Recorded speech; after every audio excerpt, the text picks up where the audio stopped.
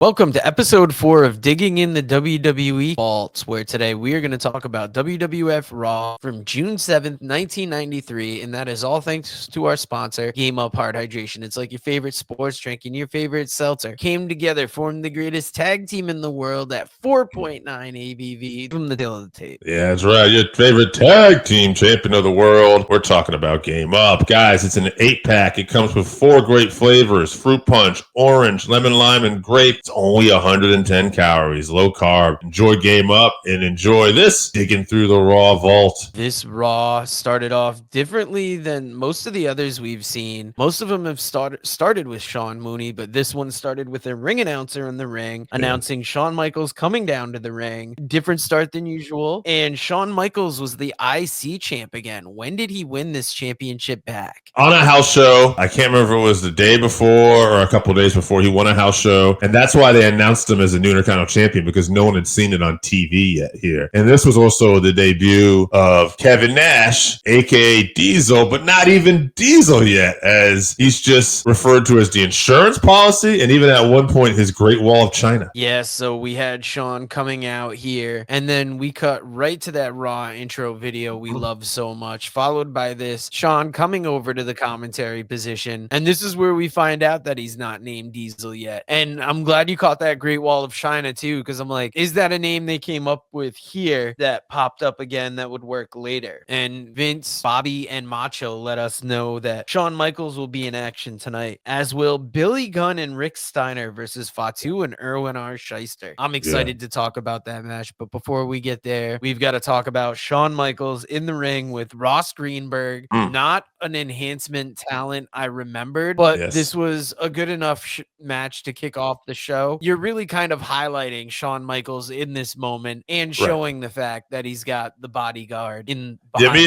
Let me add this too. Ross Greenberg, he retired. He pretty much wrestled just as an enhancement wrestler. I want to say 91 to 97. And I did a little digging, pro wrestling fandom, and I noticed he was wearing, in a picture that had a UFC title. And I was like, well, that's interesting. So I found this guy's Facebook profile. Sorry, Ross. I want some stuff for the show though. And apparently Ross became an MMA referee and a boxing commissioner and inspector for Florida. And also, looking through some of his photographs, sorry, Ross, I need some stuff for the show. It looks like he might have been an amateur bodybuilder or something at one point. Ross Greenberg, how you doing?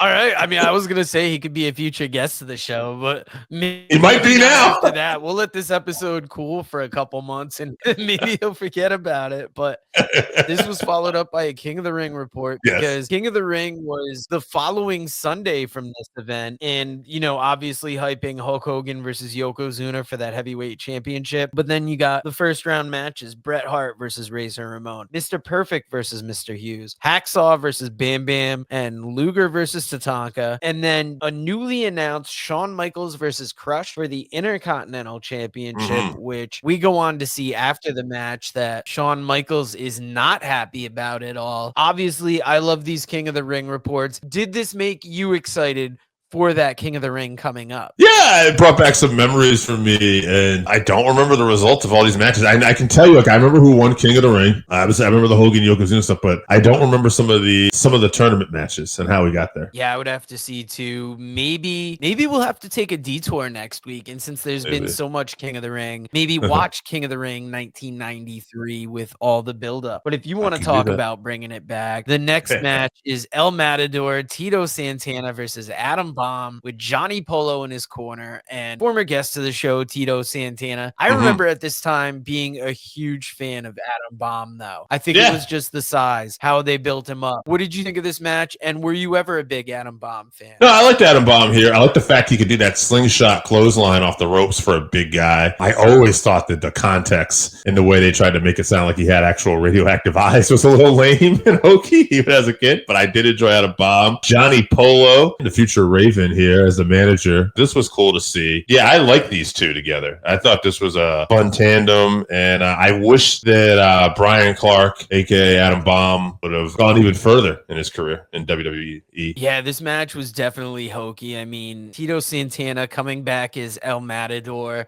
When you know about Tito's past and how good a wrestler he was, this is probably where I first encountered him, if I'm being totally honest from what I remember. And it's such a weird spot to see such a legend in, but we know Tito is a great guy and filled this role amazingly. This was followed by a King of the Ring commercial because obviously they want to sell that pay-per-view coming up that following weekend, and they want to sell it because there is a match between Lex Luger and Tatanka. There's a lot of talk about it, and in this match we got Tatanka versus Peter Weeks, and it was great to see this match. Seeing Peter Weeks though, and no offense Bob Cook, but I was wondering, when are we going to start seeing Bob Cook as enhancement talent on some of these Raws? This was a good match. Once again, you know, they're hyping Tatanka, that undefeated streak. It's interesting. You're going to put Tatanka's undefeated streak up against Lex Luger. This segment also could have been called Who Shit the Bed, because I did a little digging on Peter Weeks here, pal. And not as much information as I found Ross Goldberg. He had basically did some enhancement matches. I found a match with him and Kato from the Orient Express where they wrestled Owen Hart and Coco. But somebody actually they kept having this picture of Peter Weeks in this match. And then somebody on Reddit had pointed something out that they were wondering about, and I didn't see an answer. And I started looking at it. And I noticed there's a point in this match where Tatanka slams Peter Weeks pretty hard. And if you look at Weeks' face kind of grimace, if you go back and watch this, and then when he gets up, like a brown spot or something on the mat.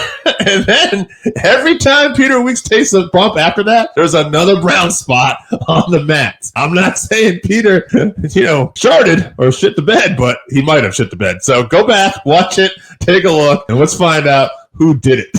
That's kind of funny because I think I saw the marks on the ring, and I was thinking, like, I don't remember anybody bleeding during this event. So I'm going to have to go back and watch that. And hopefully Mr. Hughes doesn't shit the bed on WWF Mania, because that is the upcoming match that they announced Tatanka having ahead of King of the Ring, really selling the fact that, not that he's even a fighting champion, but that even going into this big tournament, he's willing to take on matches. And you can see that there are a lot of Burger King crowns around the arena, which was interesting. We go from this to our, paid part of the program where we get our Tatanka Ico Pro ad. And we get, for the first time that we've seen on the Raw Vaults, an ad for the WWF toys. Dave, were you big on collecting the WWF figures when you were younger? Yeah, but I'm old, so I actually didn't get as many of these cool figures. I got the original, big giant rubber dolls, where Hulk Hogan had the bicep pose, and I want to say Beefcake or somebody else. Their arms would fall off, and Hogan. I did have a couple Bendhams when I was a kid, the little ones, and maybe a few like this. But yeah, unfortunately, I didn't get the. I was in the early stages of the pro wrestling action figures. I remember having these, and it was always cool because it was the ones that I didn't have, my friend Scott did have. So it was, I really remember these figures around this time, and this was definitely a throwback to, when wrestling figures were really starting to become big, because like you said, they had the big rubber ones in the early time, but then these were the ones that were more opposable, that had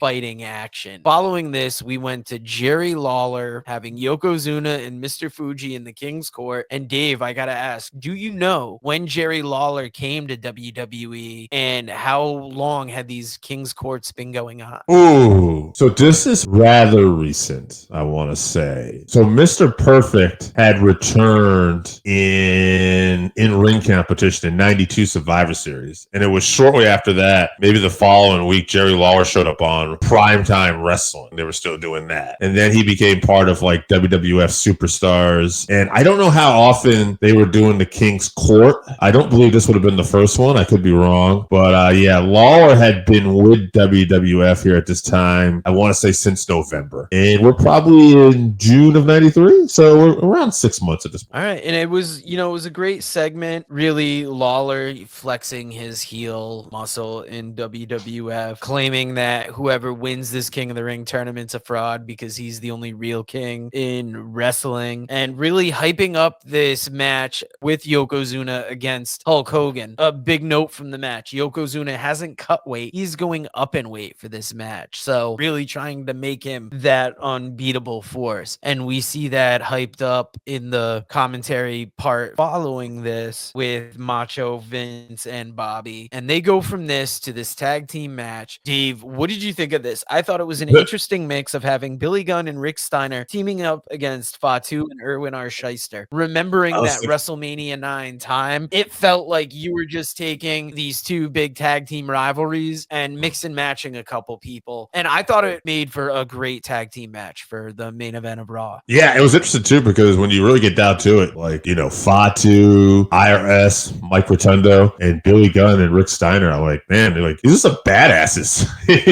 Like low key, like guys I wouldn't want to mess with. And it's like, you think Rotundo was not, and you were like, oh wait, no, that guy was like the All-American at Syracuse who could shoot on you. It was interesting. I enjoyed this. I did not like the college, like rah-rah music that the Steiner brothers came out to. I forgot about that when I heard this. And I'm like, oh yeah, that was kind of like not one of my things I enjoyed about that. But overall it was fun. I got a kick out of, this is corny as hell, but I got a kick out of the Samoans trying to eat the money as well. Yeah, it was hilarious. Instead of eating the chicken at ringside, they were eating the ice cream bars. And then when you had the part where IRS hits Fatu, meaning to hit Rick Steiner, and then you see that dissension between teams, you have the $1 Million Man offering up the money. You're right. It was a great twist to it. I really enjoyed this. It made for another good episode of Raw. And it's so far, the 4 that we've watched have been quite enjoyable. After this, we cut to Vince, Bobby, and the Macho Man talking about next week, where it's going to be Marty Jannetty versus Doink the Clown. I'm on the edge of my seat for that match. I hope we get to see it. You got Mr. Perfect in action, and you got Jerry Lawler in the ring, which was interesting, given that they had the King's Court segment on this. And hold on one second. End the show with Razor Ramon. I was just going to say, hold on one second. I'll just put right back in for a second, because there was a point, and it might even have been in a tag match, Macho Man read some birthday announcements, like for Howard Finkel, but there was another one. He said, happy birthday to Mrs. Pritchard out in Houston, Texas. And next to him, actually keeping time and stuff, was Bruce Pritchard. Fun little fact there. Yeah, I had that written down, and I was wondering if that was Bruce Pritchard's mom or if that was his wife.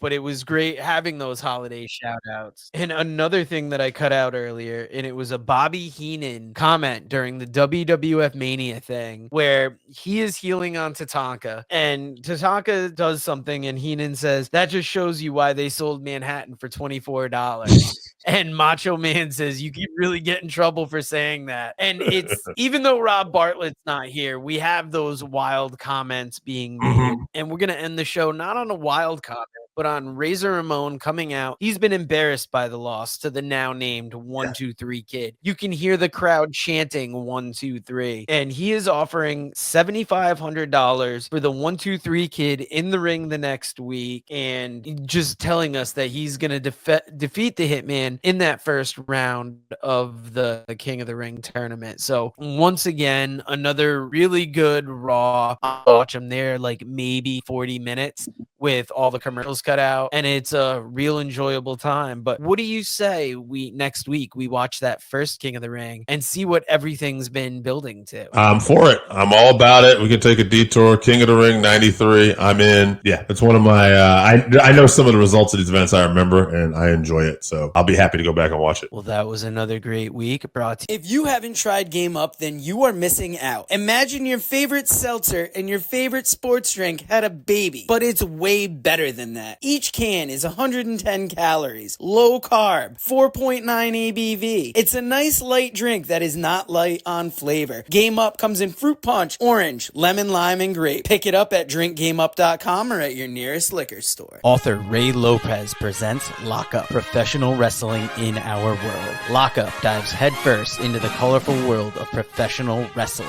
Explore the iconic characters, careers, matches, history, and families, and delve into the bizarre bizarre and fascinating entwining of professional wrestling and film, television, football, politics, gender, and race. Pre-orders are available now on Amazon.com or at MascotBooks.com. This is the perfect gift for the wrestling fan in your life. Pick up a copy today on Amazon.com or at MascotBooks.com.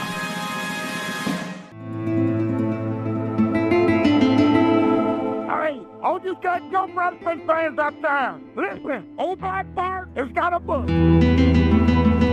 It's called Wrestle Black Bart. It's got some dead good stories in there about some dead good wrestlers. Read stories of Dusty Rhodes, the Von Erichs, Scott Casey, Sergeant Slaughter, Roddy Piper, Mr. Fuji, Ron Bass, Bruiser Brody, Mike Davis, the Grappler, and many others. And I guarantee you one thing, that it'll be the best dadgum read you've had in a long time. Get your book today at Russellville.com or on Amazon. Russellville, it's where wrestling lives.